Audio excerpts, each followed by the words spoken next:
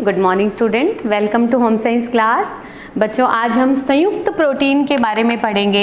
Previous class में हमने पढ़ा था जब प्रोटीन के साथ कोई अन्य पोषक तत्व आकर मिल जाता है तो वो प्रोटीन संयुक्त प्रोटीन कहलाता है और ये अन्य पोषक तत्व कहलाता है प्रोस्थेटिक समूह। प्रोस्थेटिक समूह मतलब जब प्रोटीन के साथ कोई प्रोस्थेटिक समूह आकर मिल जाता है तो वो प्रोटीन संयुक्त प्रोटीन के रूप में बदल जाता है। प्रोस्थेटिक समूह के बेस पे संयुक्त प्रोटीन को भी पुनः वर्गीकृत किया जाता है। फर्स्ट है इसमें बच्चों न्यूक्लियोप्रोटीन। नाम से ही पता चल रहा है न्यूक्लियोप्रोटीन मतलब ये न्यूक्लिक अम्ल और प्रोटीन से बना हुआ है। न्यूक्लिक अम्ल जब प्रोटीन के साथ मिल जाता है तो वो प्रोटीन कहलाता है न्यूक्लियोप्रोटीन।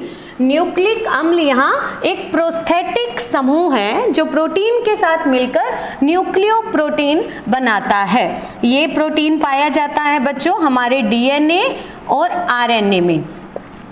नेक्स्ट आ जाता है फास्फोप्रोटीन। ये भी नाम से पता चल रहा है फास्फोप्रोटीन मतलब फास्फोरिक अम्ल और प्रोटीन आपस में मिलकर फास्फोप्रोटीन बनाते हैं।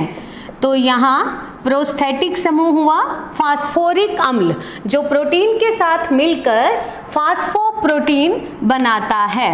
ये प्रोटीन बच्चों अंडे में और दूध में पाया जाता है। अंडे के येलो पोर्शन में पीले भाग में और दूध का जो कैसीन प्रोटीन है वो फास्फोप्रोटीन का एग्जाम्पल है।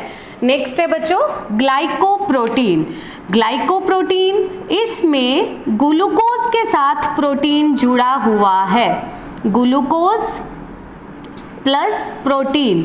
तो ग्लूकोज एक प्रकार का कार्बोहाइड्रेट है जो प्रोटीन के साथ मिलकर ग्लाइकोप्रोटीन बनाता है। ये ग्लाइकोप्रोटीन हमारी श्लेष्मा में म्यूकस में पाया जाता है। त्वचा के ऊपर की श्लेष्मा झिल्ली के अंदर पाया जाने वाला प्रोटीन ग्लाइकोप्रोटीन है।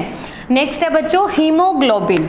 हीमोग्लोबिन आप सभी परिचित हैं, रक्त में पाया जाने वाला एक प्रकार का वर्णक है जो कि रक्त को लाल रंग प्रदान करता है।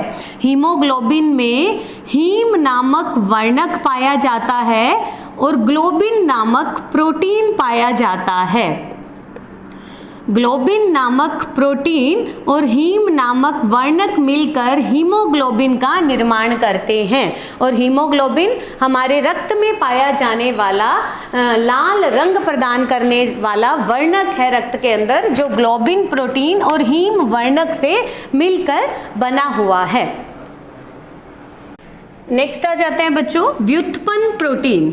नाम से ही पता चल रहा है प्रोटीन से उत्पन्न होने वाले नए पदार्थ। जब प्रोटीन का जल अपघटन किया जाता है तो उसकी रासायनिक संरचना में कुछ परिवर्तन आ जाते हैं।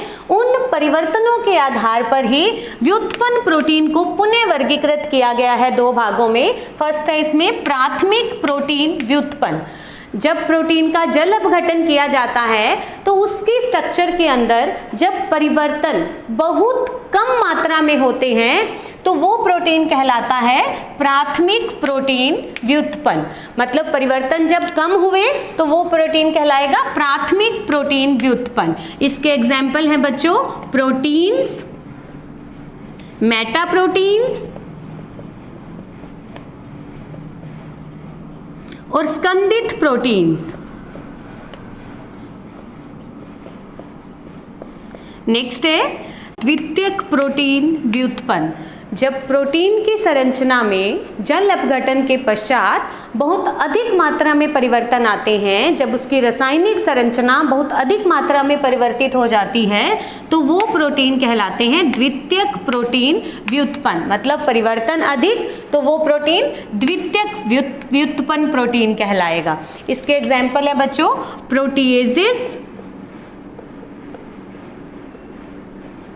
पेप्टोन्स और पेप्टाइड।